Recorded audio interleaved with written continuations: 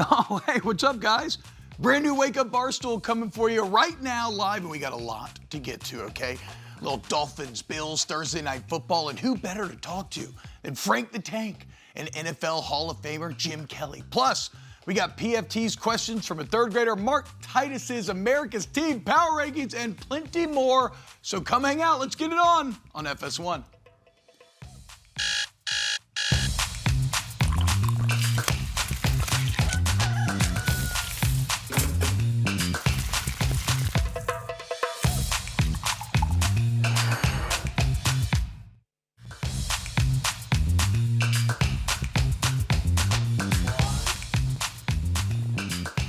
Hey, what's up, guys? Hello again. Nice to see you. You were just out there. How'd you do that? The wonders of technology, boys.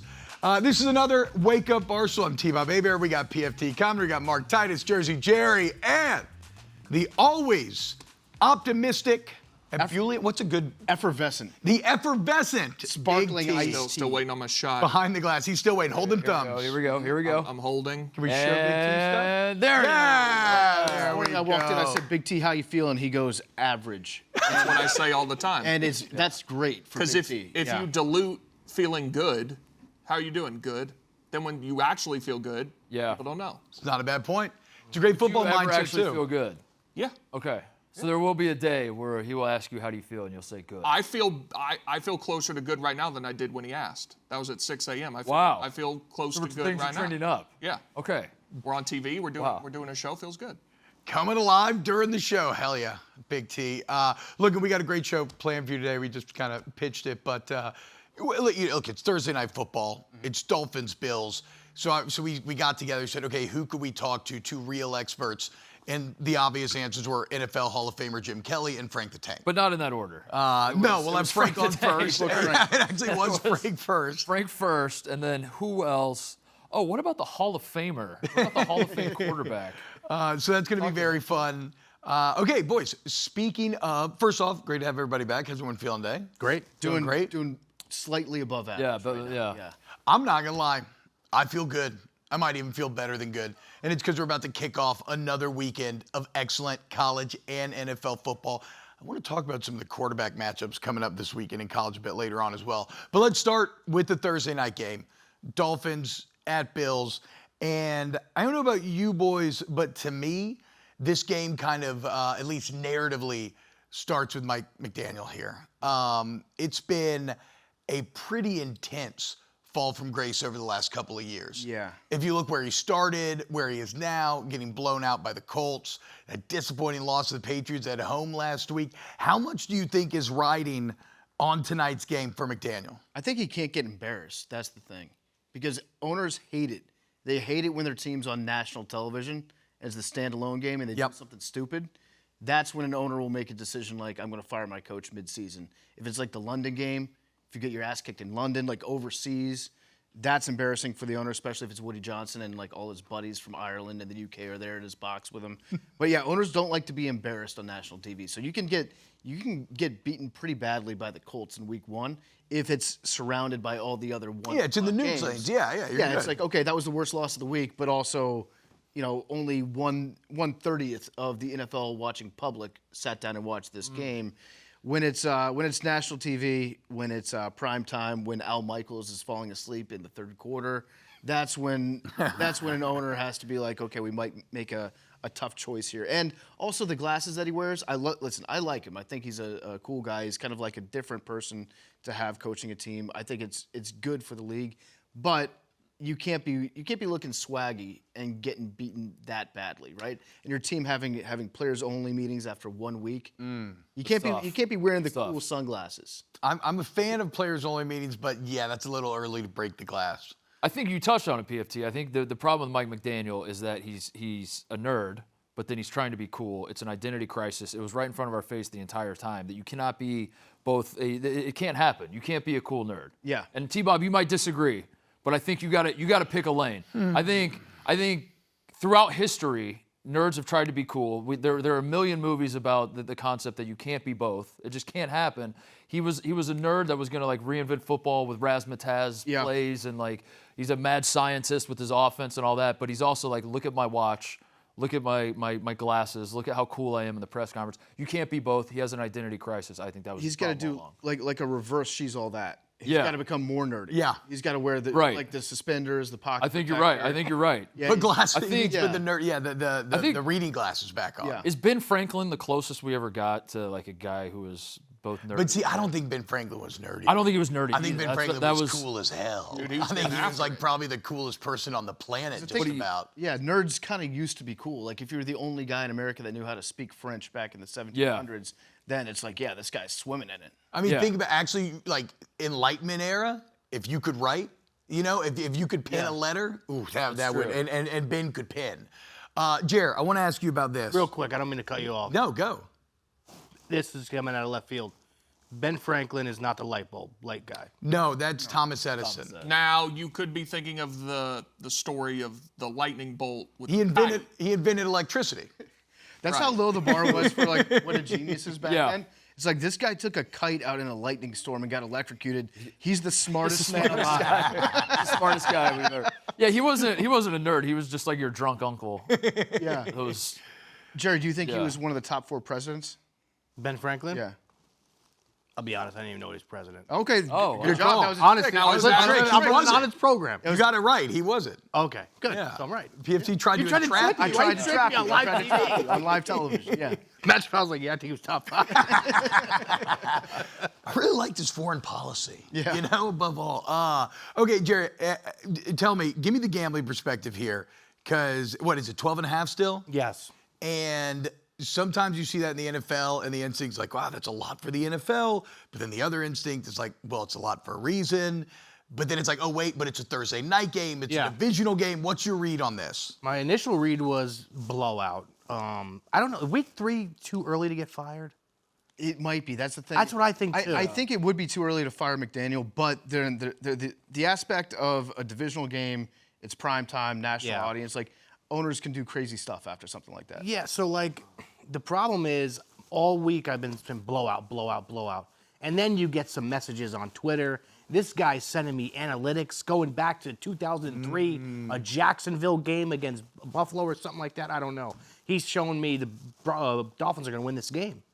And the In point, Buffalo. Yeah, and it's like, I don't. My brain is messed up. I don't know what to think. I think I'm just going to go with Buffalo. I think it's a beatdown. Their defense is so bad. Yeah, and I don't think you get fired week 3, but it can set the table. You can get pre-fired. Yes. And they can do stuff like they hire a guy to do your job for you, and he just kind of sits in your office and in the meetings, and you have to know that this guy's actually the real head coach, and it could be a sad situation after this. It does feel like it's a little bit too early, but I always like they pay these guys to play football too, T-Bob. Hey, true. I mean, Right? well, okay, so I mean, and as much as that's become kind of a cliche, like throwaway line, it is true, right? Like the gap between NFL teams is not as large as we perceive it to be a lot of times. Like college, yes. College you can get games where you know what's going to happen. That's any given Thursday. That other classic cliche. Yep. Right. Any given Thursday. Any given Thursday, anything can happen. Something else you touched on, PFT, that I completely agree with, or I don't know. The thing is, I want McDaniel to succeed because I like his quirkiness. Yeah. I like the bucking of the trends, and I feel like he was willing to be a bit out there, and now that he's failing, our natural instinct is so aggressive, it's just to crap on him for being out there. Yeah, I agree. And that's what we said when they hired him. Once things start to go bad, if they go bad, that's when we're going to really turn on Mike McDaniel. The only reason I'm hoping that maybe he doesn't succeed is just because it helps to kill that Washington Redskins football graphic where it shows all the head coaches. All the great coaches from that the they had on their staff. team. That's right. Like it's going to be tougher to show that team picture if McDaniel washes out of the league. But yeah, he's quirky and he's fun, and he seems like a good guy. It's a fun story. He'll probably get a job being coordinator if this doesn't work out, but it's going to be tough to do. Yeah, I was going to ask that. Like, what's his landing spot? If OC. whether he gets fired after tonight or at NFL the end of the OC. year, he'll be an OC. McVay brings him in, rehabs him for a summer, and Maybe gets things a will be fine. head coaching job in a few years. Yeah. Now, from the other side of it, because obviously the McDaniel, like sometimes we get caught up in some of the negative, but like as negative as things are in Miami, it probably could not be more positive in Buffalo right now. The massive Week 1 win against the Ravens, come back making a statement last week, domination. Maybe the Bills feel a little overconfident. You know, they're kind of chilling. Dolphins back against the wall. The one thing I'd look out for the Bills, Josh is going to be wearing a visor now because he broke his nose last week. Oh, I missed this somehow. Yeah. Quarterbacks who wear visors, they don't win Super Bowls. Well, what about Jaden? Yeah, he does, unfortunately. I was hoping you weren't going to bring that up. Okay, my bad. Actually, no, doesn't Jalen Hurts wear one? Jalen Hurts did. Yeah, So Jalen Hurts. he was the first guy to ever wear a visor and win a right. Super Bowl. Okay, there we go. So, We're okay, in the all right. visor era, you could argue. So, like, visors actually are what, It's never been better. based on the last False alarm, yeah. calendar year, that's what it takes to win a Super Bowl. Yeah, the thing about the Bills is, like, their defense might be a little bit banged up. You could point to that. Milano's already hurt. That seems like it's a yearly trend, unfortunately, because he's a great player when he's healthy. But, yeah, it doesn't seem like going into it, the Dolphins don't really feel like they have a chance, which is why, to Jerry's point, like, I could be easily convinced to bet on the Dolphins tonight because I'm so confident that the Bills are going to blow them out. I know. NFL is, these spreads are always so hard when like they're above 10 points. It's like this should be just a blowout, a rout, and it seems like sometimes it's just not. We should go to like the nearest Holiday Inn, get the chair that's in the corner in the hotel room, and Yeah. make Tua sit on the sidelines watching from that chair. Did you also When Bill's see? offense is on the He said field. something. I think maybe in that same interview, he told Tyreek, "Hey, you just got to look up because I can't throw the ball that far." Yeah. It was in that interview, I think. There was a very, very underthrown ball last Yeah. year or last week, and Tua just straight up said, like, I don't have the arm strength. Yeah. Tua got paid. He's being very honest. And he seems like a nice guy. I like Tua, the Very person. nice guy. In that clip right there, he sounded like a college quarterback that's talking about his favorite team to watch. Yeah. Yeah, right. Like I'd like to get to the point that guy's at one day. That's my role model. Also, is that, though, like, kind of the most relatable that an NFL quarterback has been? Yeah. Because, like, maybe not with, like, PMT, because y'all have been, like, number one for forever now, but, like, in almost every other life or profession, you see guys, you're like, okay, that guy's better than I'll ever be. Yeah. No, I mean, Like, especially in sports. When Skip Bayless fires off a tweet mid-game, I'm like, I'll never get there. I can strive for perfection all I want, but I'm never going to reach Skip's level. So, But we've talked about this before, T-Bob. When athletes are well-adjusted, we actually hate it. Yes, So, exactly. So, like, this is another example of that. Is like, as a human being, you're like, that's pretty cool that Tua is self-aware, that he understands you will never be Josh Allen, and that's okay.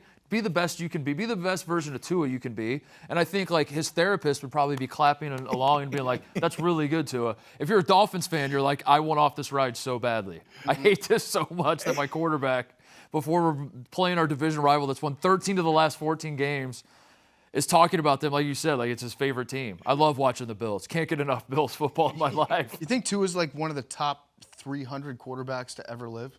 300. Yeah. He's got to be, of right? all time. Yeah. In the history of the world. In the history of the That's world, pretty good. Yeah. Yeah.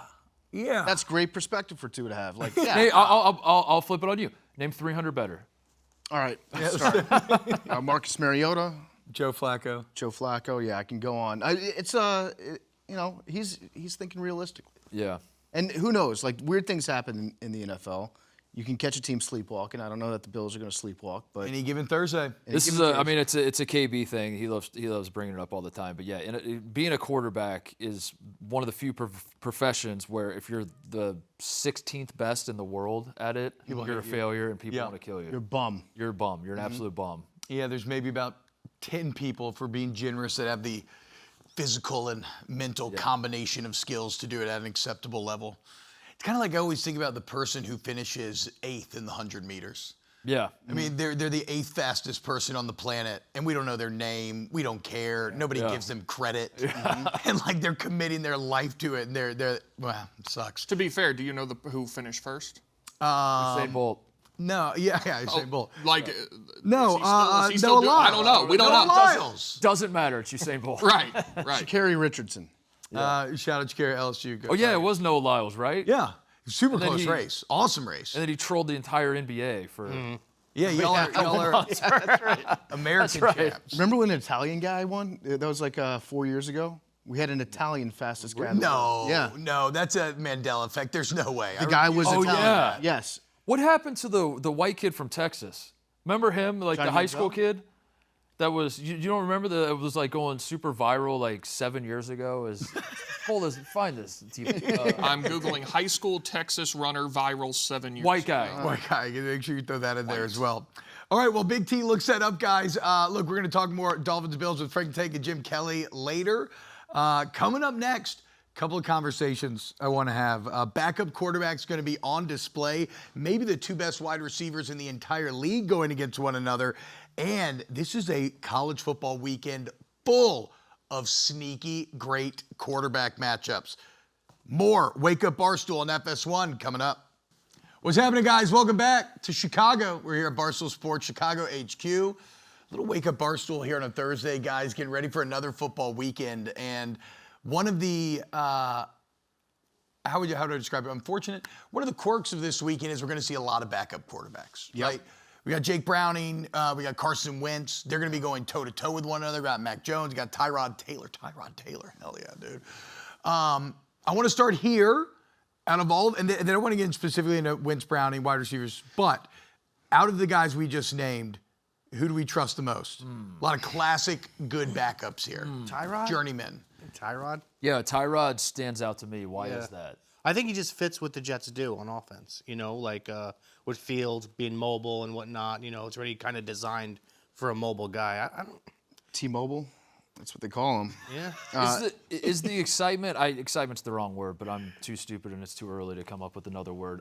For Carson Wentz, based on like Kevin O'Connell's a great quarterback coach, and Carson Wentz has been around a while. We'll plug him in with this great coach, and away we go. Is it based on J.J. McCarthy's been so bad that now Carson Wentz can't be any worse? But I feel like there's a little bit of a And again, excitement's the wrong word, but Carson Wentz is like the monorail salesman from The Simpsons, where he travels to all these different towns, gets people all worked up for when he comes in at the last. Oh, this is going to be exciting. Yeah, let's buy the monorail. This is great. Worked out great in Ogdenville, and then you're going to watch. He's going to ruin everything. He's going to be painful to watch, and you're going to be like, why did we ever start this guy? Then he's going to go away again. The excitement about Carson Wentz, and yes, I am 100% speaking from the standpoint of somebody that was subjected to have Carson Wentz as a starting quarterback for an entire season. He was almost the MVP. Yep. At That's one right, point. yeah. And then the Kevin O'Connell factor, it's like maybe he fixed him. If anyone can fix him, it's probably Kevin O'Connell. But I don't think he's been there. Maybe you just have to be in the same room and like breathe the same yeah. How air. does that work? How do quarterback gurus work like that? Is it like a dust? Do they sprinkle dust on top of guys? Like how do you look at Steichen, right? And that's how dumb my brain is I'm just counting Kevin O'Connell and Shane Steichen as the same guy. Yeah. Because when Wentz had his most success with Steichen, he also is a quarterback whisperer. Now, obviously, for whatever reason, Anthony Richardson didn't have what Steichen needed. Indiana Jones seems to. So in that same way, I'm kind of fully giving myself over to Wentz mania. Did you hear about the practice last week when JJ had his baby? No. Ball didn't touch the ground. wow? Really? Ball From didn't Wentz? touch the ground. Wow. From Wentz, it didn't touch the ground. He's going to have these long socks. His knees are going to look super skinny. He's going to go out. He's going to look the part, and then it's going to get really weird and very sad to watch. Yeah, I already fell into the trap. I bet him already. Yeah. Yes. And this is what happened. He's played on a different team every year, and I want to believe in Carson. I can very easily fall back into that trap. If he plays good for like one drive, I can be like, okay, he's fixed.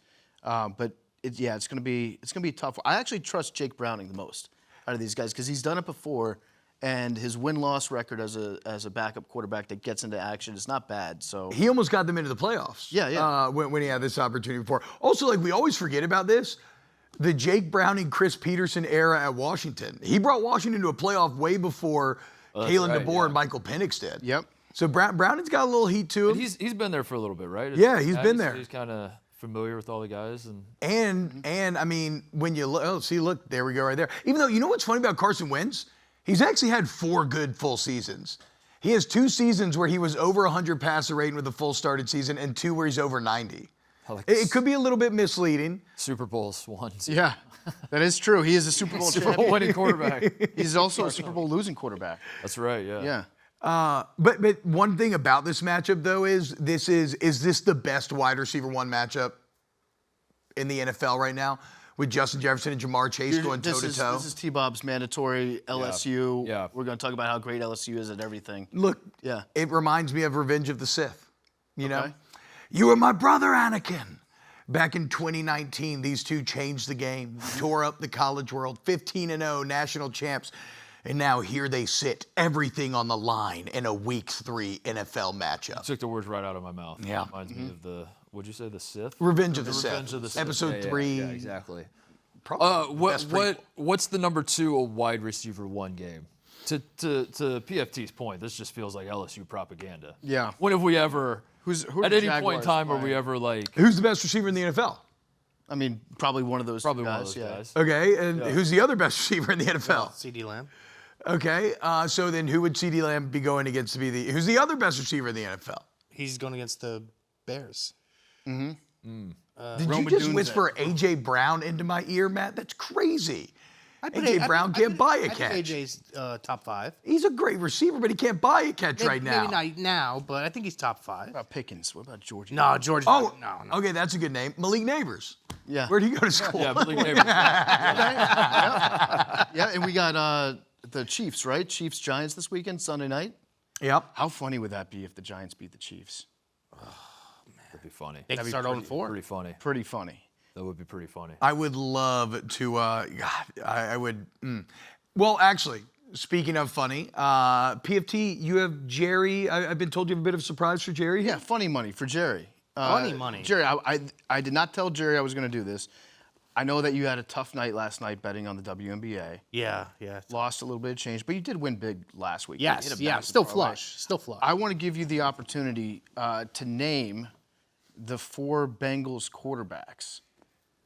And if you can do it, if you can go 4 for 4, I'll give you $1,000.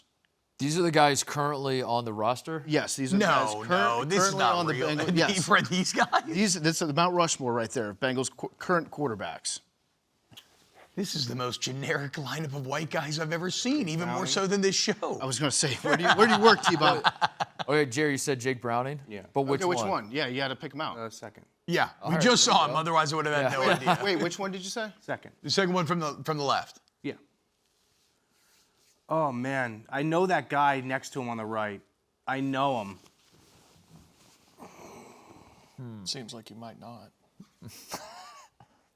I know that we're going to have the jerseys in this. That makes it Is it Peterman? a bit easier. No, it's not Peter. But they are kind of different iterations of. They are Nathan Petersman. Yes.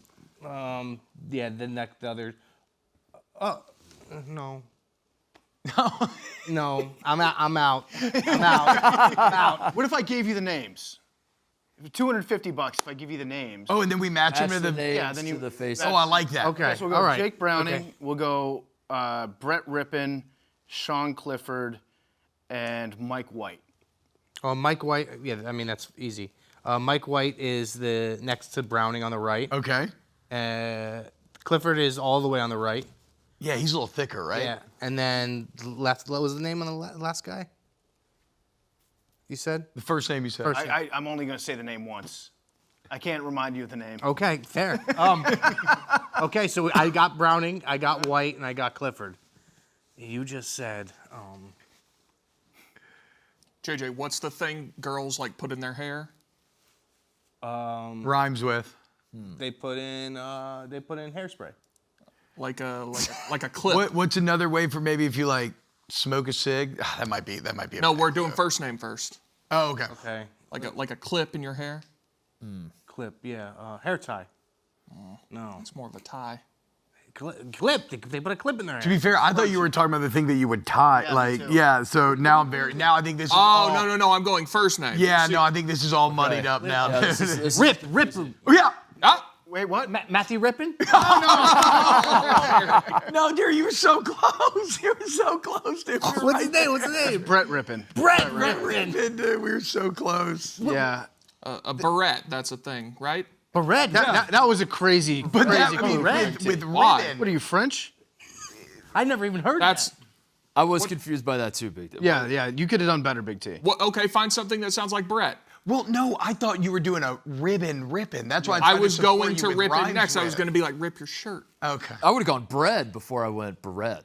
Yeah. This segment. I like this segment. Well, that ends it. Where That you can ends win different. $1,000. Yeah. It's a good segment. Yeah.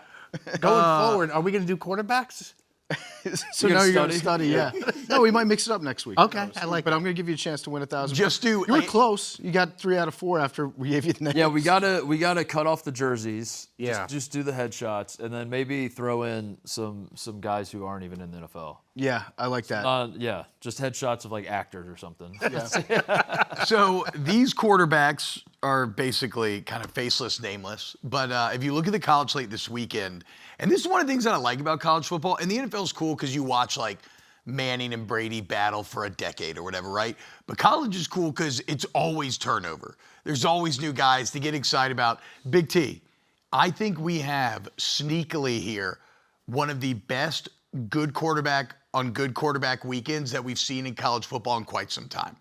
Okay, Wait. so let me. Yeah, go ahead. So you're talking about maybe Texas Tech, Utah. Got to. Baron Morton, Devin Dampier. I'm huge on Devin Dampier. I'm here with John Morton, second highest rated passer in the country right now. You're talking about Indiana, Illinois. Got to. Fernando Mendoza, Luke Altmaier, both perfect on the year, no picks, 9 tuds. Been fantastic. You're talking about. I've got a sneaky one for you. Yeah. Arkansas, Memphis. I actually did not have that one in there. Taylor Taylor Green, Green. and who's the Memphis QB? That's a great question. He's good. But Taylor Green's Good journalism by Well done. yeah. Well done. Look, we I was also have hoping you knew. Auburn at Oklahoma, right? It's the Jackson Arnold revenge game. Yep. I do love too. I mean, if you wanted to call him a traitor, that. Well, I don't know if you want to get to the 3 big T's of the week. But, Oh, but no, we're no, kind I- of touching on them. Let's tease the tease. Okay. Yes, because Big T not only has another Big T's parlay for us, but he has 3 T's to be on the lookout for Big T's of this the week. weekend. But I mean, Jackson Arnold, John Mateer. Jackson Arnold trying to win the breakup. John Mateer, who in my opinion is a guy that like I'm tuning in to watch Oklahoma just because I'm falling in love with him. He's trying to erase the ex-boyfriend. Can Jackson Arnold? He's a good quarterback, right? But can he throw? It didn't look like last week. Like But that was a he classic is look at that good. spot. We just don't know if he can throw the football. Yeah, he couldn't really throw it last year at Oklahoma either, could he? Yeah. And he has incredible receivers at Auburn. So if you can't do it there, it's not going to happen. Maybe the best receiver duo in the country. We got South Carolina, Mizzou. Lenore Sellers, who's admittedly struggled a lot, but Bo Prabula, one of the big risers here. And then how about Michigan, Nebraska? Yeah. Raiola Underwood, the back-to-back #1 quarterbacks in the entire country doing battle. That feels like the biggest game for Nebraska in Yeah. years. Well, but plus- also, I feel like one of those games comes up every single season. We're like, this one's the biggest one in years. But this one really is. This one it actually is. It really is because it's the rule of 3. Matt, you rule year 3. Yep. You pop off.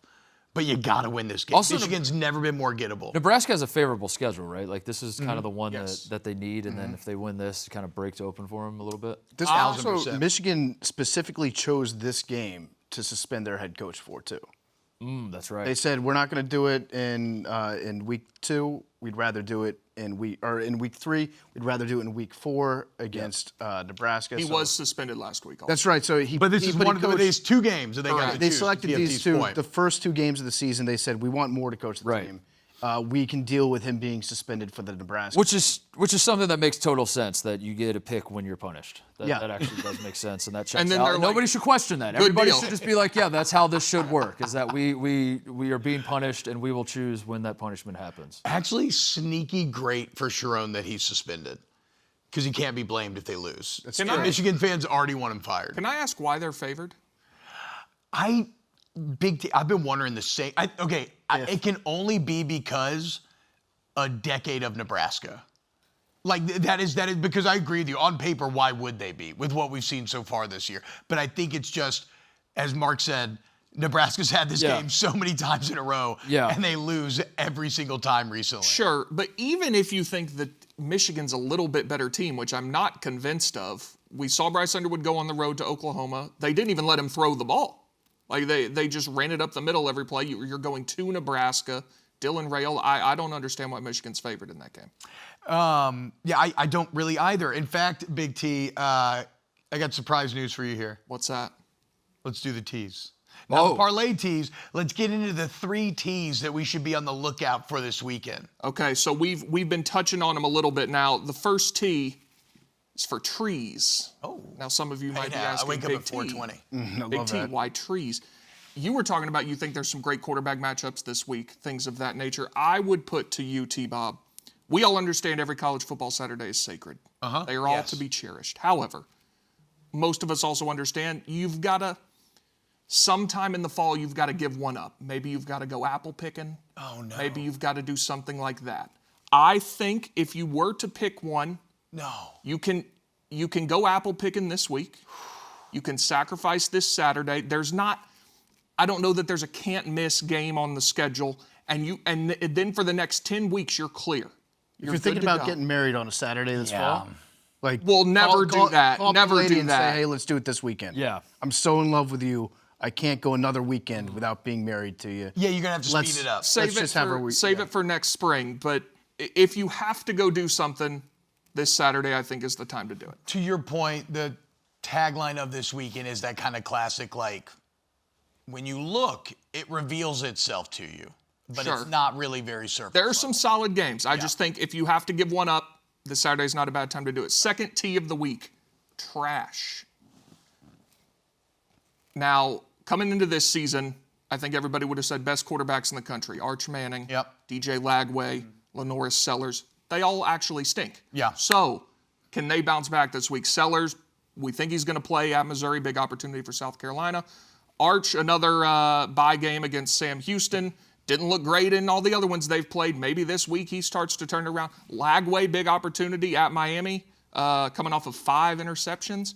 Can those guys maybe turn it around, do something for their season? The big story with Florida was they couldn't stop the run on that last play of the game, right? But right, T-Bob? Brian Kelly told us in the press conference, like the LSU's ground game was going on that last play. I do love how, like, yeah, they did not run the ball well at all. But he's like, I mean, look at that. Hey, did you see the last play? Whatever. I don't care. LSU's got defense again. That's all that matters with the Tigers. But so trash turnaround. Who could stop being trash? Yeah, I hadn't even put that together, but yeah. Okay. Oh, that's a double T. Double T. Trash turnover. Sure. An alliterative T. And I the feel like third- Arch Manning, if you just give him enough time, he has to be good, right? I'm with you He has to be 1,000%. good. It's weird that he I stinks thought right now. so, but I'm no longer convinced. First year starting, dude.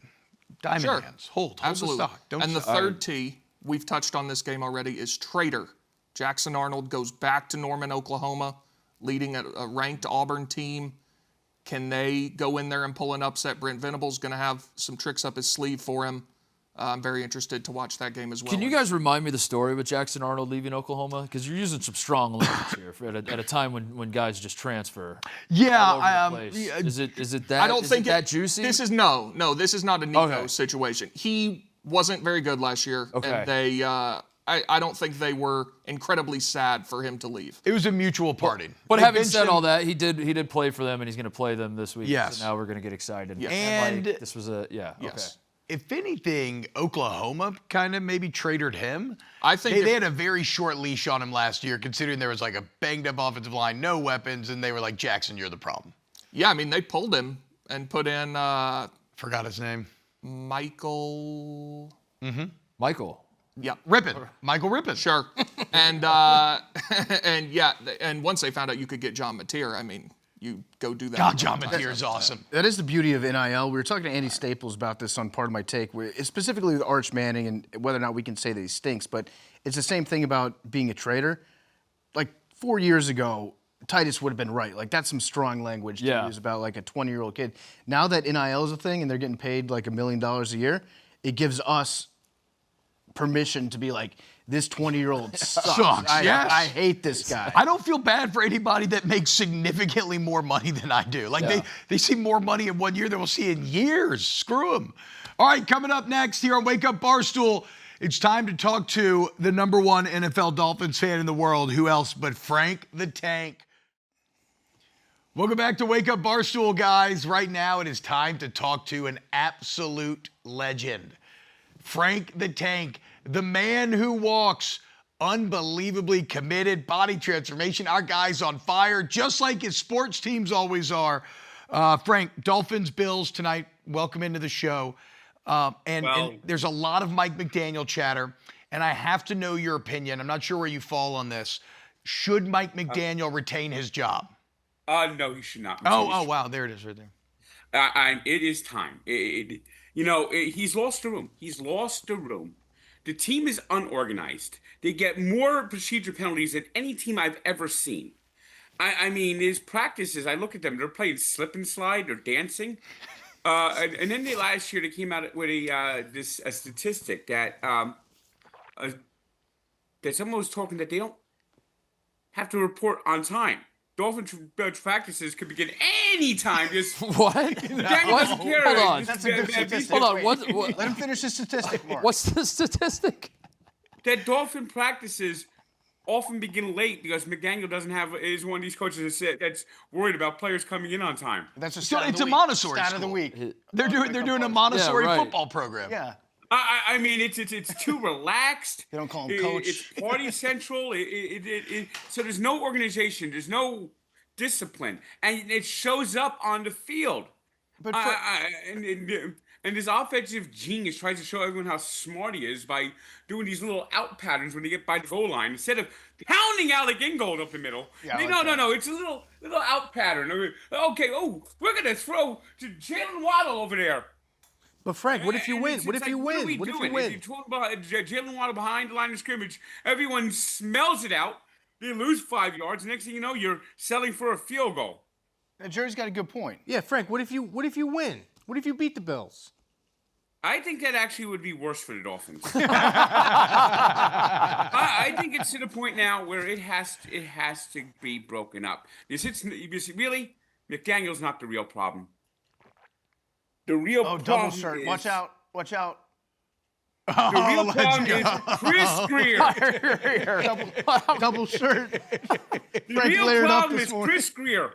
This guy has been the general manager for 10 years. Before that, he was scouting director, assistant general manager. He's been in the organization for 25 years, and they have not won a playoff game since he's been in the organization. Do you realize that no other GM in the history of the NFL has been GM for 10 years without a playoff win? He's gone through 3 coaches, and now it's probably going to be 4 with the interim coach, at least. He doesn't get to name another coach. He has to get out of there. The Dolphins have an infection of ineptitude, an infection of incompetence.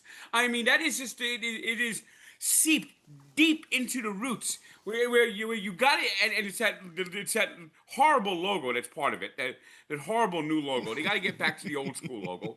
That's the number one thing they have to do. Yeah, the Dolphin used to wear a helmet. The Dolphin doesn't wear a helmet anymore. It doesn't care about Yeah, CTE. yeah. Yeah. Yeah, that's Yeah, right. well, there's a subliminal advertisement in the new logo. Ooh. Look at the fin. Oh, look at the fin. What are we looking at? Okay, hold on. Which Let me- one? Give me a second. Tice, Look pull at the up back of the the fin. fin. Yeah, And where- tell me you don't see the Nike swoosh. Oh, there's Oh. so there's corporate branding inside the Dolphin. The Dolphin's a sellout. I see. Yeah.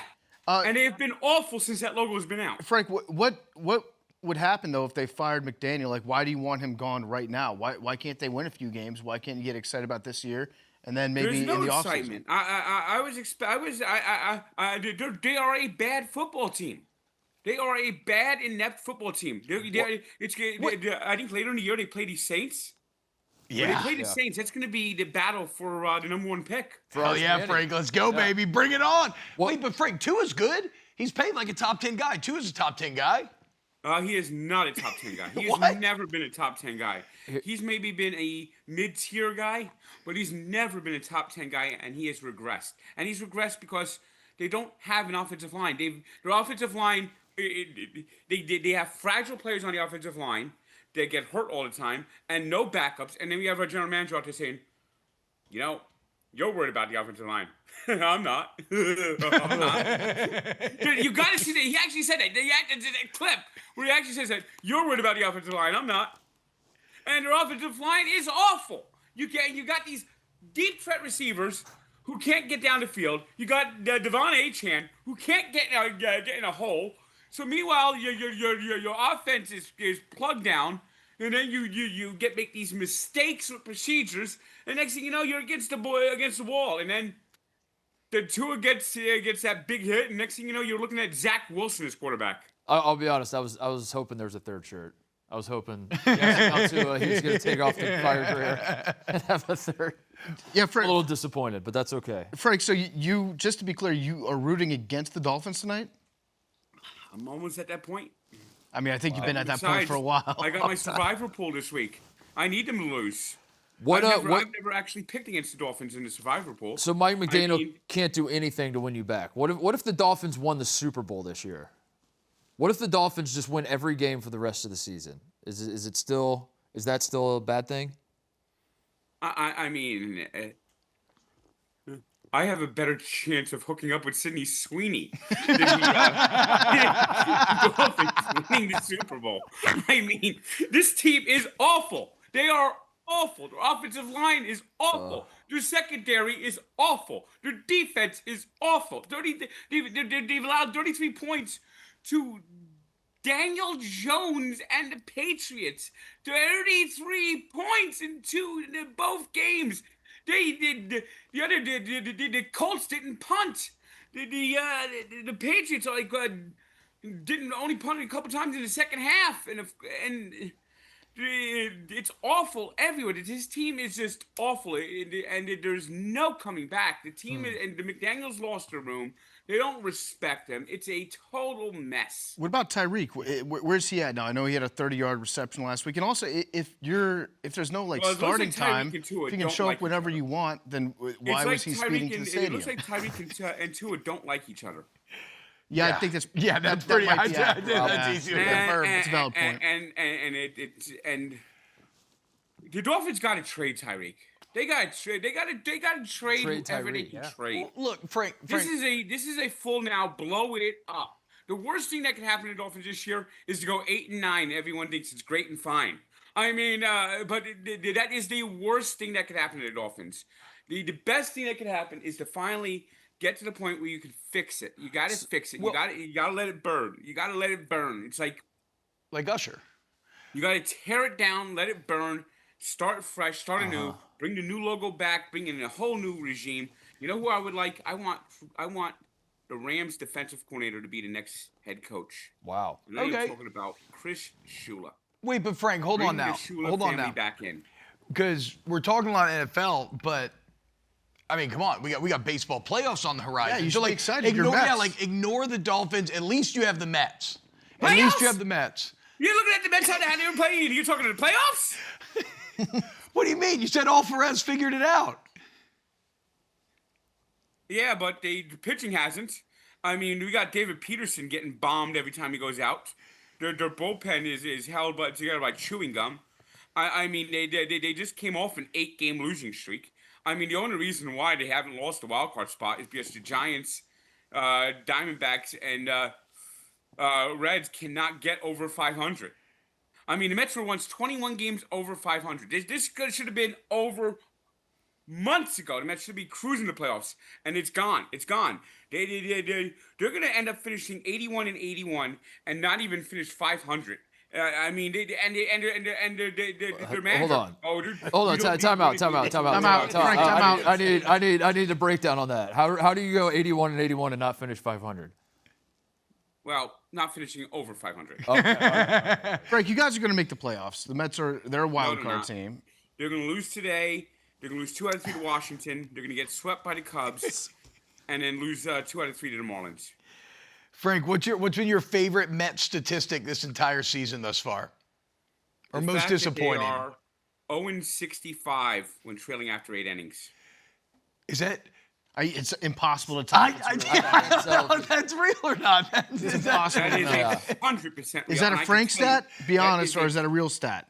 That is 100% real. We're going to need to Big fact C, check can we get a I'm fact check checking. on that? It does appear to be real. Wow. Real The stats. Mets are the only team this season to not have a comeback win. Why is that? Because they don't have heart. They don't have grit. Well, doesn't that give you peace of mind, though? Because if you know you're losing after the 8th, you can just kind of check out. Like, you have no false hope at that point. No. I like teams that actually fight. But you're more optimistic about this team than you have been in the past, right? Like I remember there'd be years in the past. Remember when they were gonna tie the Braves or something, and the manager was like, they should both celebrate together on the field if they both get into the playoffs. This year's been a major letdown, and It's to the point now where the Mets have to rely on 3 rookie starters to get into the playoffs because of how bad their pitching rotation's been.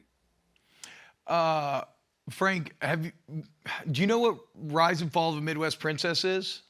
No, I don't. That's the Chapel Roan album that came out a couple of years ago. There's a lot, I listen to it obsessively. There's a lot of great songs. Naked in Manhattan's one of my favorite. Yeah. Hot to Go's on there. How do you not know this, Frank? Frank, you should listen. You should listen to Chapel. It's really good vibes music. It'll put you in the mood to win, be a little more happy.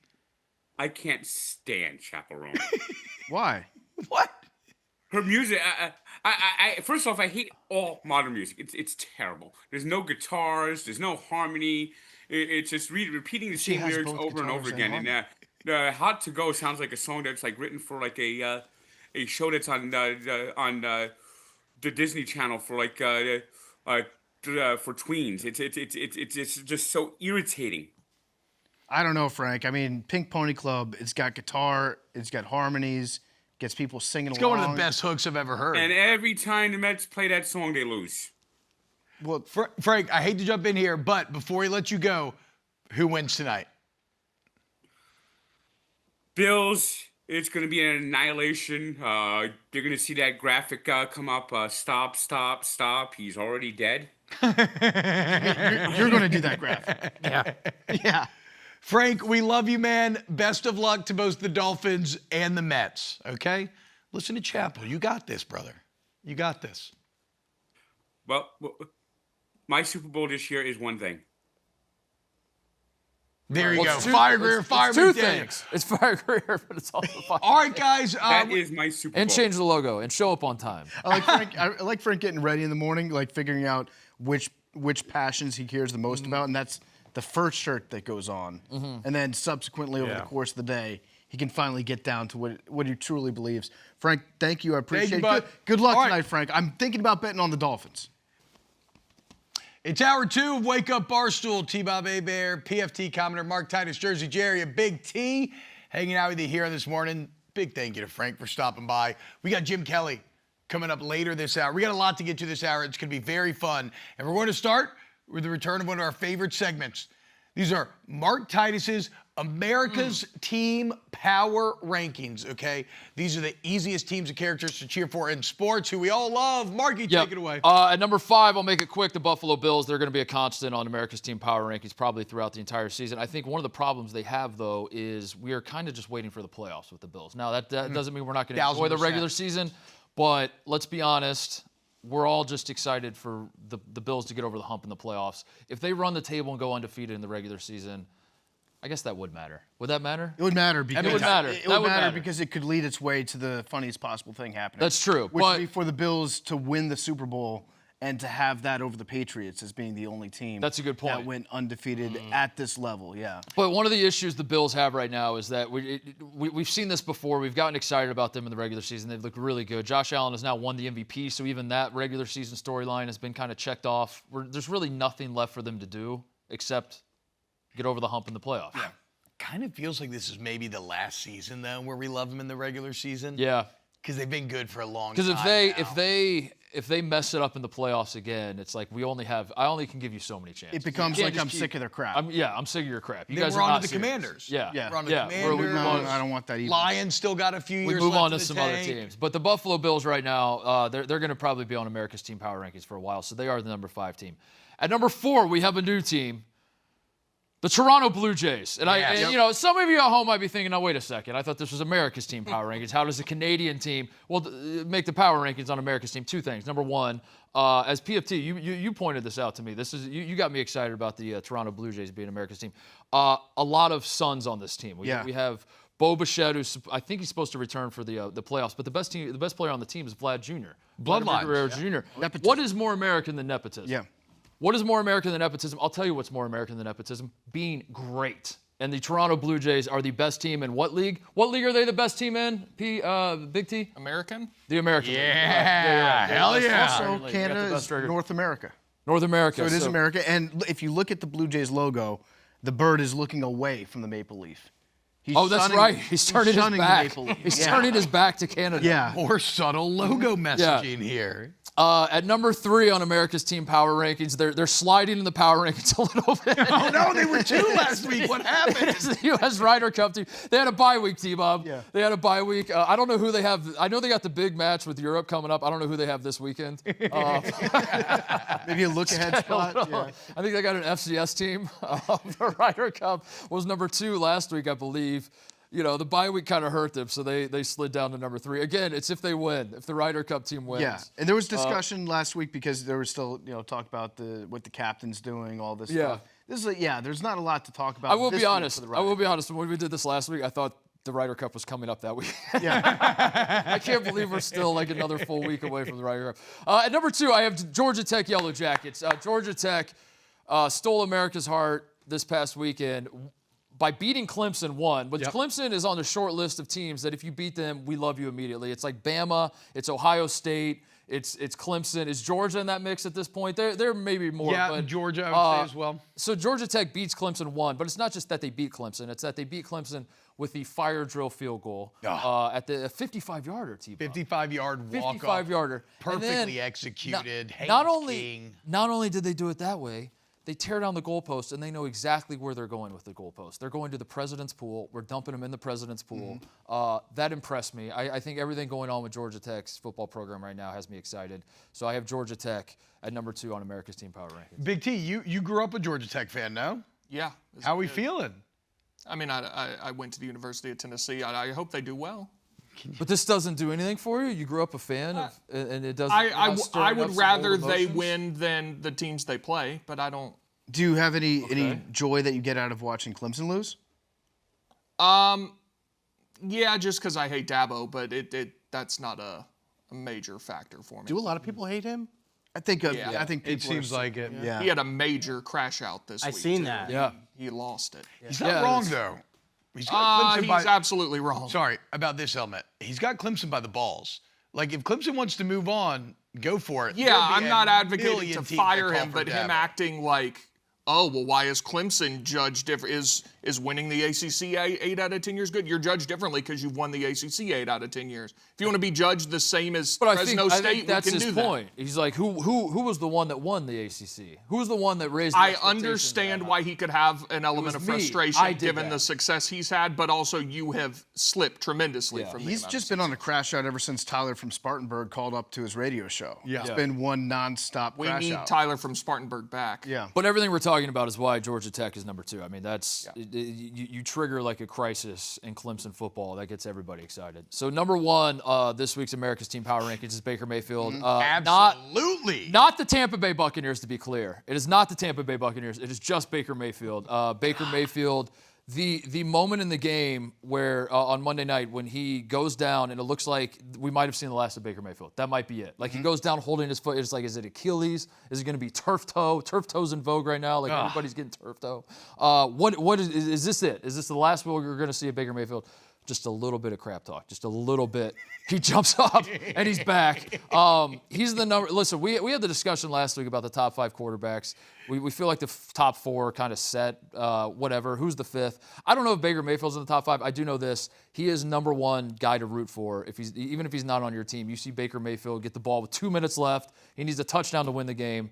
Unless you're a fan of the other team, you're cheering for Baker Mayfield to march down the field and score. Yeah, or for Jimmy Haslam, he probably doesn't root Jimmy for Baker Haslam anymore. probably. No. But yeah, Baker, he is the great. If you talk trash to Baker, it's like giving him a stim kit. He just like Also, regenerates. that's right. Like one thing we're underappreciating too is Chauncey Gardner-Johnson might as well be a medical doctor in that regard. Like his trash talk is so pervasive, so annoying that it like nothing could have healed. No other player could have healed Baker faster than Chauncey Gardner did. Did we ever get an update? Was he injured? Was he like that? Was that all faking? Like, did anybody ask him like what happened? And he's like, I rolled my ankle. Like that was crazy. He had a torn I thought ACL for half a second and a half he was done. Yeah, it was a bad looking slide that he gave, and then immediately bounced back up. He's like, wait, I got unfinished business on this play.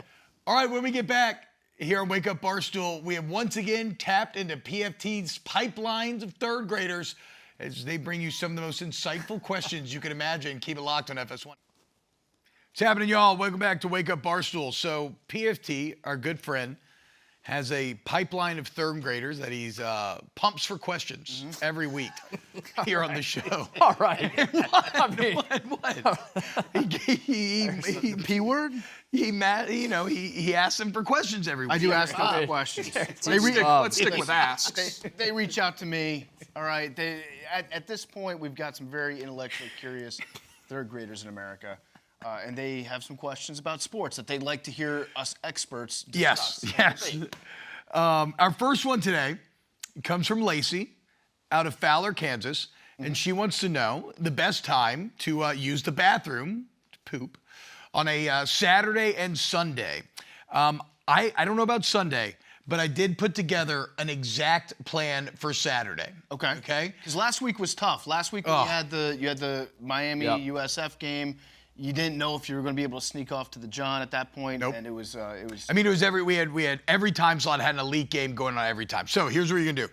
First, 10:50 is your first bathroom break, right before kickoff. Still enough time to catch the picks on Big Noon Kickoff when you get done. Yep. After your morning coffee, Lacey. Then in that first window, you're gonna want to go at halftime in the 2:30 window. You're gonna go at halftime of the less good game between Auburn and Oklahoma and Michigan, Nebraska. Halftime of the more good game, right? Yeah. So that's the one you're locked in on. Yes, because you're locked in on that one. Then unfortunately, you're just gonna have to miss some of South Carolina, Mizzou, because it starts at 6, but the rest of the slate doesn't start till 6:30. So after those 2:30 CBS games, you're going to have a minor window before the 6:30 start where you just sacrifice a little of South Carolina, Mizzou, bathroom there, and then I think you're good for the rest of the night. Does Lacey have IBS? I was how many gonna ask poops as well. does Lacey need? Some of us have to use the bathroom a lot. Okay. Yeah. Yes. Okay. Very regular. Also on a Saturday, like you're not eating the best food. That's right. Right? You're probably getting maybe some wings around noon, maybe some more wings around 3. I ate 23 chicken wings on Saturday, which isn't like that much. I mean, for Titus, that's like That's a ton. That's a year supply of wings. That's your for me. quota Yeah. that I hit on Saturday before like 3 p.m. I basically lived in a close vicinity to my own bathroom for the last 6 hours of that day. But yeah, it's a fair question. So, or you could just go apple picking, but a lot of fiber in apples, so you might want to plan your bathroom breaks accordingly. If you want to go apple picking of a sort, Apple Cup, 6:30, Washington State. Yeah. Look forward to it. All right, our next question comes from Eric in Virginia. Eric in Herndon, Virginia. Where would Brandon Aubrey go in a draft of non-QBs if everyone was a free agent? Eric is an idiot. This is a dumb question. Probably wouldn't even be drafted. Would not even be drafted. Wait, what kind of debate is Eric from Herndon, Virginia trying to start with a stupid question like this? Non-ball knower, probably a kicker glazer. Yeah. Eric, I will answer your question. Just lower yourself to his level. That's going to be Just hard try to do. to. He sounds short. Eric, I did talk to one NFL general manager this morning who said that Brandon Aubrey would actually go in the first 2 rounds of this thought experiment. Okay, if there were no QBs. While it might sound like a dumb question that Eric might get made fun of for asking if he asked it on a national sports program, there is a general manager that backs him up and says Brandon Aubrey is that good of a kicker and he separates himself that much from the rest of the field that his leg is worth a second, maybe a late first-round pick. So everybody get off Eric's back is what you're saying. Everyone get off Eric's back. He seems like a cool guy. Maybe he's not as dumb as we thought. I mean, Aubrey, fun fact, Sunday, first ever kicker to make a game-tying kick with 0-0-0 left on the clock, and then a game-winning kick with 0-0-0. Yeah, I mean, you can talk about, like, you've got great wide receivers out there that would obviously go early. You've got great defensive end. Justin like Jefferson, I was going to say Myles Garrett at defensive end. You'd probably take Trey Hendrickson at defensive end. Those are the best 2 guys I can think of right now. Oh, Bosa's probably. Micah Parsons. Both the Bosas. Oh, Micah Parsons. Parsons got to be in there. Micah Parsons is a great player. Yeah. So you talk about those defensive ends in that conversation.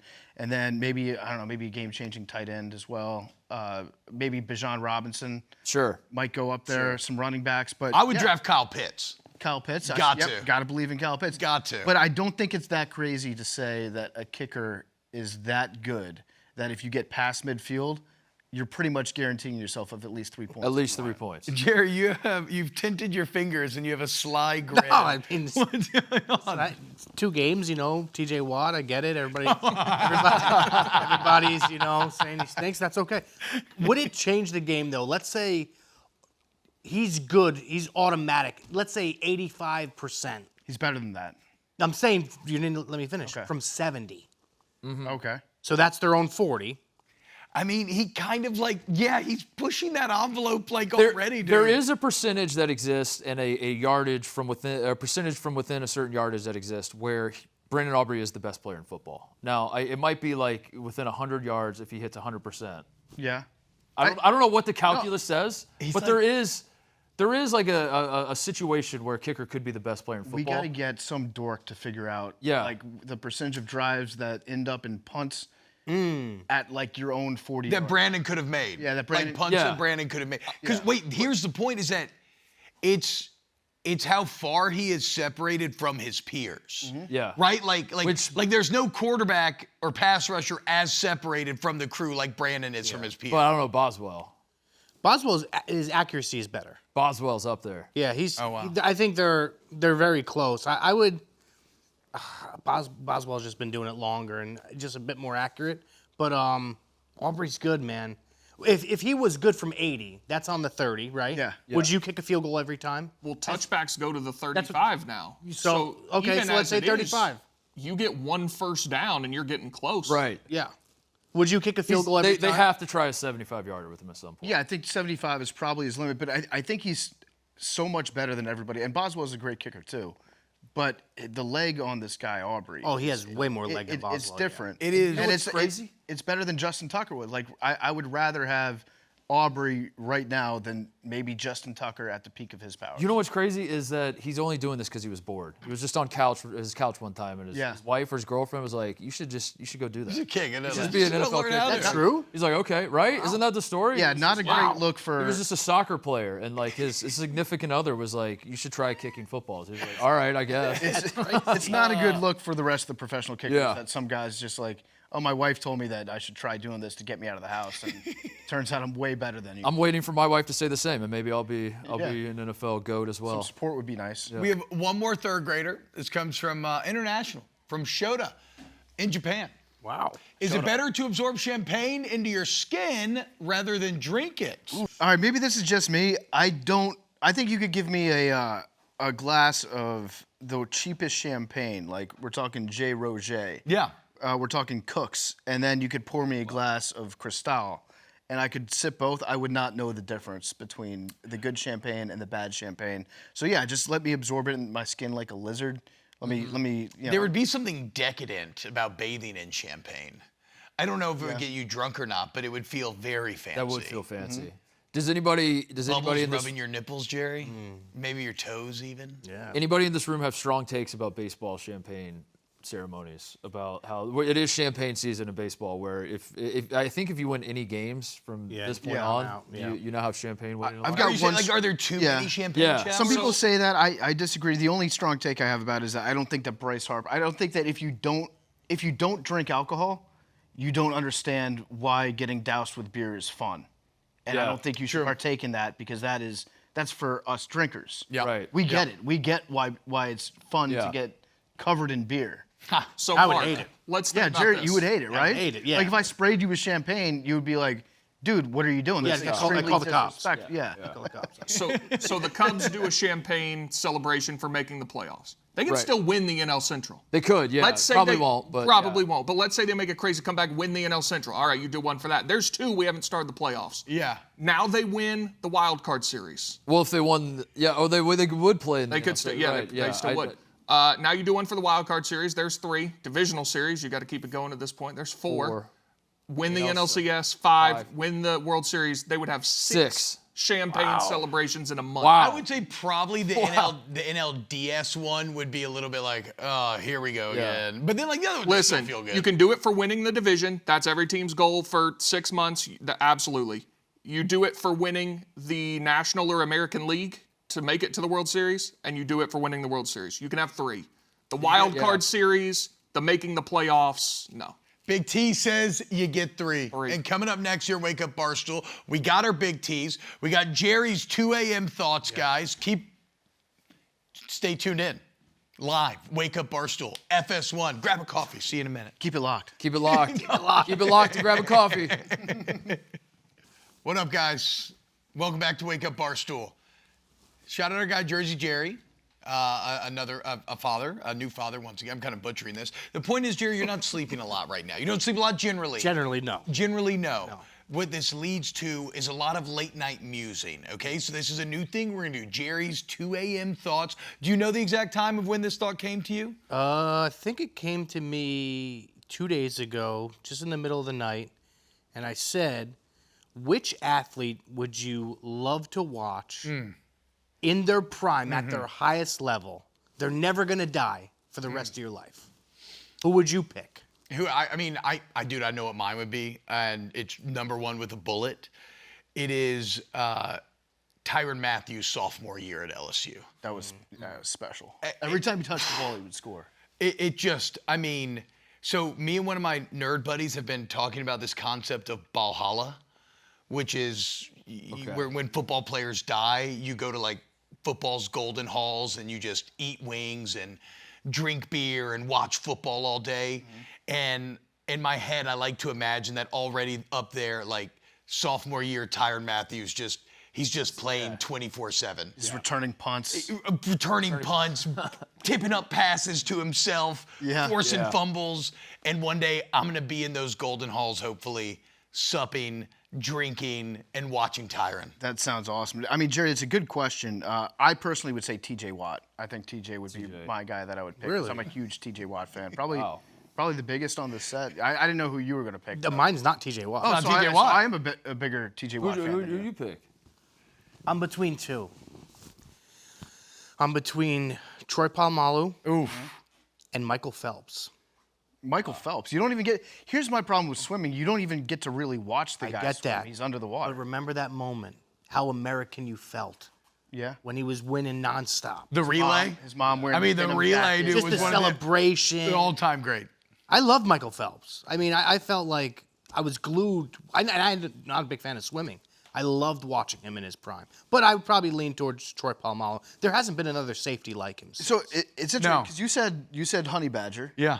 My real answer would be Sean Taylor, also a safety. Oh, wow, there we go. You Three said Troy safeties. Polamalu. Yeah. And when I was watching Monday Night Football, I was thinking to myself, I really like watching Derwin James. Yeah. There's something Yes. about He an lays the awesome wood, safety dude. that when you get an awesome safety, it is special. And it's fun to watch defense when you have a guy like that. Yeah. That's crazy. I never in my wildest dreams would I have thought that 3 safeties would be the answer here. Yeah. I would say Barry Sanders probably. Yeah, he was That'd probably be my answer. Barry Sanders. Barry's a good one. Not who didn't play safety, and now I'm Now I'm feeling a lot of shame. self-conscious? Now I'm just staring into the abyss, you wanna feeling a say, lot like- of shame that I did not say a safety. Do you want to say like Caleb Downs or Yeah, something? A lot of my Mike buddies, Doss. my buddies pick Tiger Woods. A lot of them. Yeah. If I was a golf guy, I could see that. I just, I'm not the biggest Yeah. golf guy. All right. Wait, Big T, do you have an answer? I want to know your answer. If they never die, am I also correct in assuming they never get hurt? Correct. Yes. Okay, then, Yeah, no, it's then full Ronald potential. Acuna. If Ronald Acuna never gets hurt and he plays forever, he'd be the best baseball player ever. the best ever. Yeah, Well, but he'd be a compiler at that point, though. sure. Right? But just pound for pound. Yeah, that is true. Yeah, I mean, if he plays forever, 1,000 home runs. Yeah. Big T, I was going to say Eric Berry from Tennessee, but that's fine. awesome choice. Number 1 player in the state of Georgia in 2007. Who's your favorite Tennessee player that no one watching will know Arian Foster. all time? Who's that? Evan Berry. You want to talk about electric? Evan Berry Evan was a Berry? kick returner when I was in school. He was incredible. I can't believe he didn't have a great NFL career as a kick returner. Yeah. E. Barry. Big T. Yeah. You do the Big T's. Yes. It's an excellent gambling parlay that hit during our rehearsal, hit week 1 when I did not throw it to you. And then, of course, you said I cursed you. Last week's Big T's barely misses. What do we got to play this weekend? Well, so to be fair, last week I said don't bet it because Yeah. it's going to lose now that it's on television. 2 disgusting losses, UConn in overtime and Notre Dame on a botched extra point. I'll never bet on Jim Moore again. But this week, I feel good. We're back. Okay, we're back. So you can, Okay. we can bet this one. Yes. Okay, perfect. Yes. Hell Syracuse plus 28.5 going to Clemson. Clemson's not beating anybody by 4 touchdowns. Memphis plus 17.5 at home against Arkansas. Tennessee minus 27.5 against UAB. Nebraska plus 10.5 at home against Michigan. Auburn plus 14.5 on the road at Oklahoma. Tulane Ole Miss over 50.5. And Georgia Tech minus 12.5 at home against Temple. That is plus 397, the Big T's this week. I mean, honestly, dude, I really like all of this. Plus what?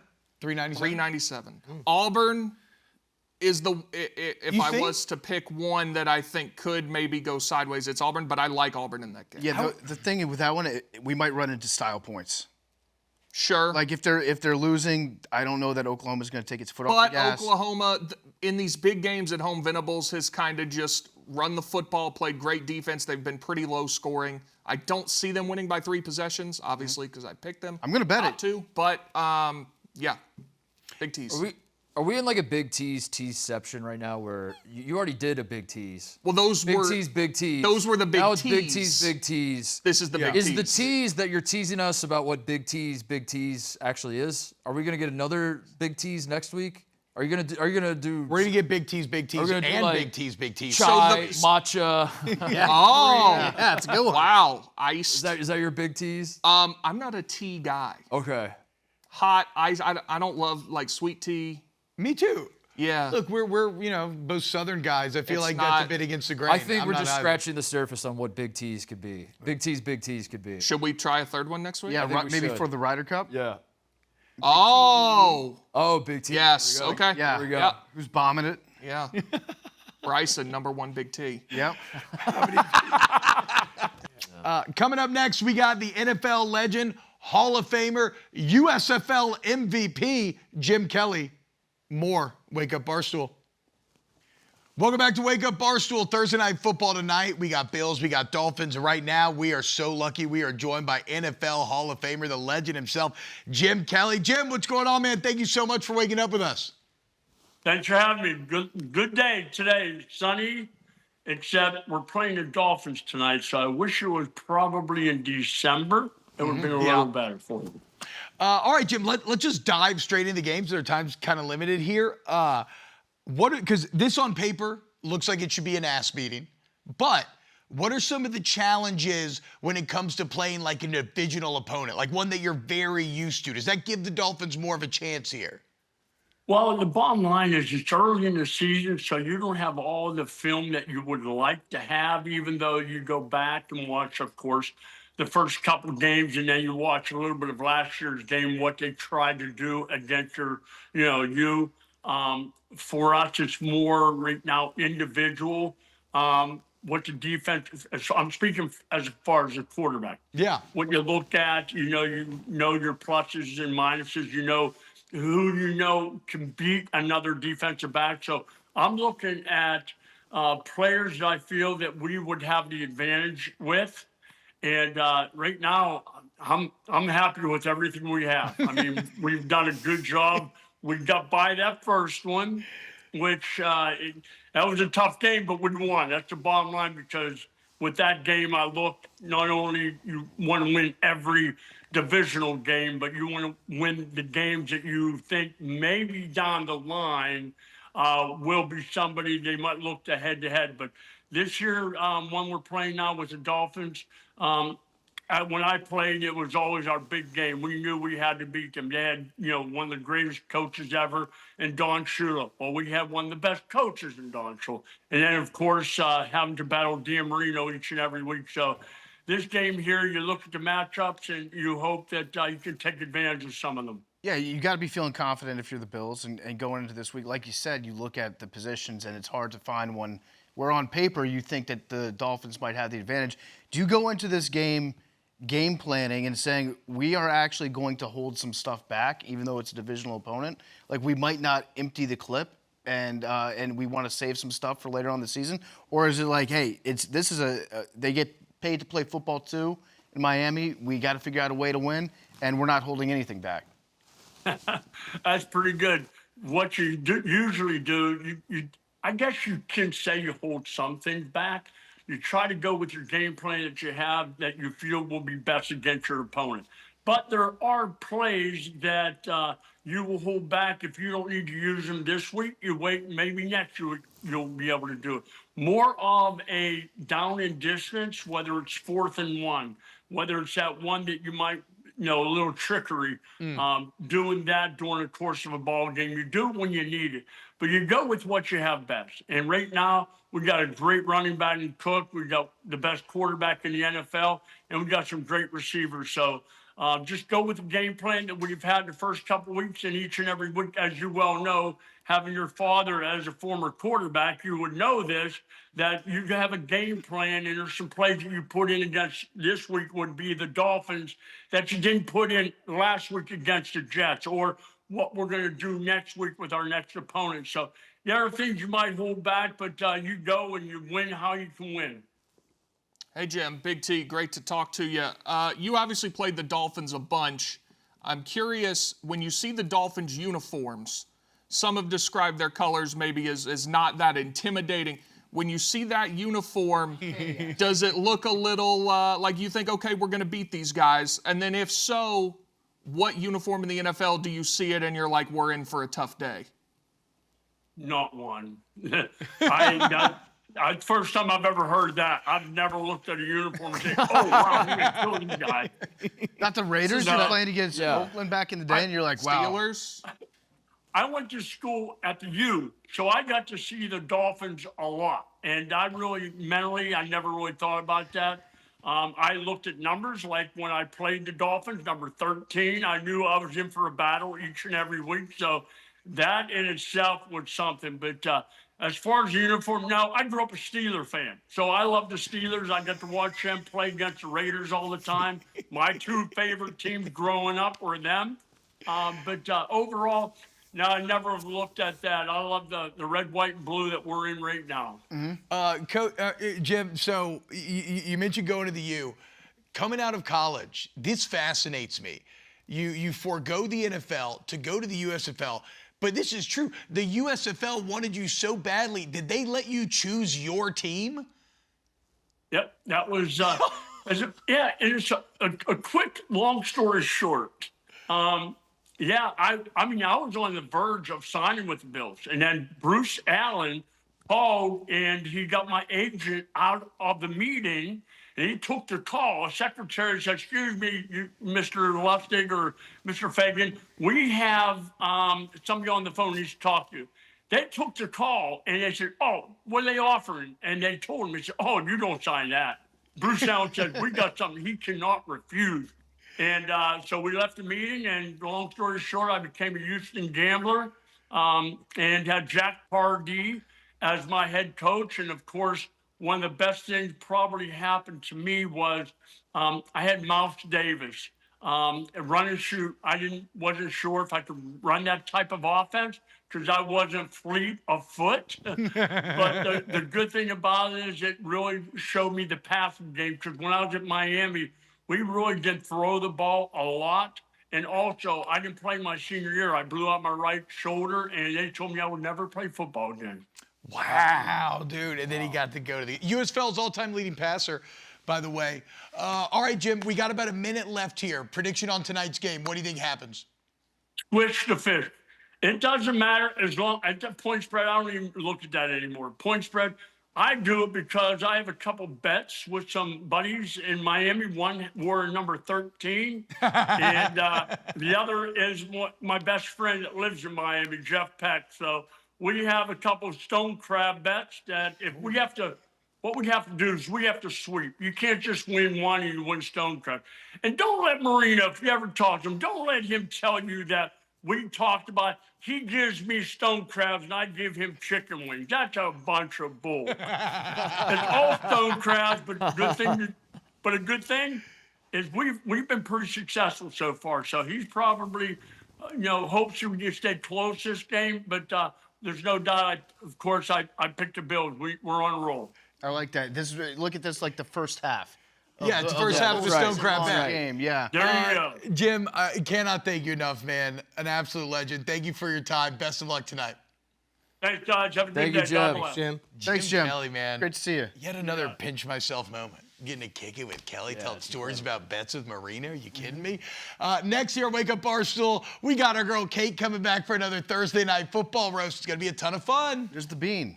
There's Michelle the bean. Ryan was there yesterday. I saw Mincy tweet about it. Yeah, they had to push back their dinner. Yeah. Flick the bean. Rochelle. Accidentally clicked on her profile. Yeah. Tagged her. Hey guys, welcome back to Wake Up Barstool. It is time. It is Thursday into the show, which means our girl Kate is back for another Thursday night football roast. Hey Kate. Hey guys, how's it going? Good. Going well? Well, you know what all the greats have always said about football, right? Yeah. To win games, you have to win the game. Not lose the game, honestly. And that is how you lose the game. Therefore, to win my Thursday night prediction, to not lose it, I'm picking the Buffalo Bills beating Miami Dolphins 42-19 to again not lose it and to win it, because that's how losing loses. That's bad news for the Dolphins fans because they're about to get roasted. I don't even need tongs or a glove today. They're so cold. They already got ketchup and mustard from the Bills tailgate all over them. Terrible news. Warning though, consuming these dolphins has been known to cause headache, fatigue, and having no sense of porpoise. A lot of people think that the Dolphins logo is a dolphin joyfully leaping into a vibrant Miami sun. But actually, it's self-combusting since it hasn't won a playoff game since the year 2000. Side note, wild move to keep the Dolphins in a city that's so into clubbing. But truly, they are in the midst of the longest postseason win drought in the entire NFL. T-Bob, I know what you're thinking. Maybe it's nice to not care about big streaks or runs, but this is about football, not boxers. Before we go any further, I have a quick diagram to help explain the essence of the team. The anatomy of the Dolphins, if you will. Can you tell I made this myself? That's good. Flippers. Anyone who bought season tickets desperately trying to get rid of them after an 0-2 start. Flukes. When the team randomly wins a couple games. Blowhole. How guests at the stadium's Live nightclub refer to their noses. General gray coloring. The shade of team owner Stephen Ross's face after all the blood drained out of it when he got caught tampering with Tom Brady in 2022 and lost his team a first-round draft pick in the 2023 draft and a third-round pick in the 2024 draft and got a $1.5 million fine plus indefinitely removed from all league committees, and then Tom Brady won a Super Bowl with the Tampa Bay Buccaneers instead. He did have great color. I remember that. It did turn gray when that happened. I remember that. Huh. Finn. What a French guy would say if you asked him about Coach Mike McDaniel's future with the team. Beak. Pardon me, that should just say bleak. Many believe the team is cursed because the stadium is built on a Native American burial ground. I had to Google that. I thought it was a joke. real? It's genuinely true. To be fair, most graves are covered by a hard rock, but usually not one with the Fat Boys smash burgers and a bunch of losers in it. People do say it's haunted, though, and they're even seeing smoke signals rising up during the games. But that's just Coach McDaniel's vape. Fun note, Hard Rock Stadium has random music knickknacks all over it, just like the cafe. Maybe that's what's inspiring Tua to throw more picks than Slash at a Guns N' Roses concert. Fans give Tua a hard time, but in his defense, that stadium has seen 8 name changes and dozens of coaches. No wonder he's confused when trainers ask, do you know where you are right now? I heard he's a great guy. I kid, a great guy. Miami is known for plastic surgery, especially to enlarge certain features. Normally, I'm not one to judge, but when is enough enough? The neck is getting a little out of hand on this guy. We could only get a Chiefs picture of him with a huge neck, but you get the idea. Bet he leaves the head hole of a turtleneck wider than the entrance to the Port Miami Tunnel, am I right, gang? Hey, I heard Tyreek Hill is playing in Tom Brady's flag football classic next year in Saudi Arabia. I'm guessing he'll be on whichever team has the red flags, am I right, ladies? Yikes. Not great. The Dolphins have Jalen Waddle and Storm Duck. Waddle and Duck, and you're telling me they're not going to play for the Bills instead? MIA, both an abbreviation for the city and a good way to describe the O-line's pass protection. Oh my God, my cheeks. Finally, we're almost done, don't worry. Miami is known as the OnlyFans capital of America, and there are so many creators located there that they actually made a spin-off, a little local spin-off, OnlyFins. The OnlyFins model lets you pay to get humiliated 3 to 4 times a month. Meanwhile, up in another city with a strong mafia culture, the Bills fans have their squish the fish signs ready to go. And to end with yet another famous football quote from Coach Marv Levy, Buffalo coach. Yeah. I know football. Yep. Where else would you rather be than right here, right now? If you're one of the Dolphins, probably anywhere else. Go Bills. Hey, dude. Hey, that was unbelievable, dude. Well done. Oh, my God. The porpoise cheeks. The gray joke. It just gets better and better. My cheeks is what Nicky Smokes is going to be saying after Josh Allen's done with him tonight. Yeah, he tweeted it. He tweeted out yesterday. I don't think we can show the picture. We can show the tweet. No, definitely not. It's a silhouette, though. But yeah. Yeah, I don't think I'm going to say no. It's a phallic silhouette. That's fair. Yeah. All right, so do y'all want to do some Thursday Night Football predicts? Yeah. Speaking of, is anybody going to go? Yeah, why not? I'll do it. I'll take the Dolphins. Why not? Look at that. Win straight up. Why not? How brave of you. Just to, How like, brave do we need to put out a graphic or something, or like what are the stakes? If I'm right, then I. So, Mark, you've I actually win stumbled big. upon one of my favorite sports media techniques, which is in a game that is basically already decided.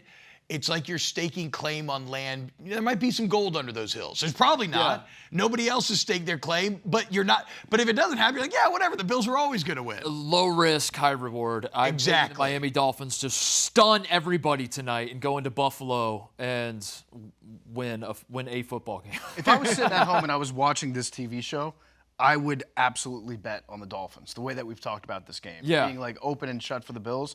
We're definitely cursing the Bills on this game, except Mark stepped up for America. I was going to say they're America's team of the week. Mark is America's team of the week for doing that. Yeah. All right. Yeah. I'll take it. Jer, what do you think? I think it's a blowout. You think cover? Yeah, I think they win by 20.